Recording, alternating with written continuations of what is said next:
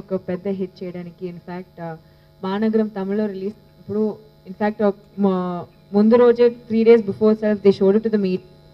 చాలా మంది they only had good things to say about the film and it was really overwhelming అండి. ఎందుకంటే మనం యాక్చువల్లీ సందీప్ నేను ఇద్దరు we were shooting in Thailand. So there's only one thing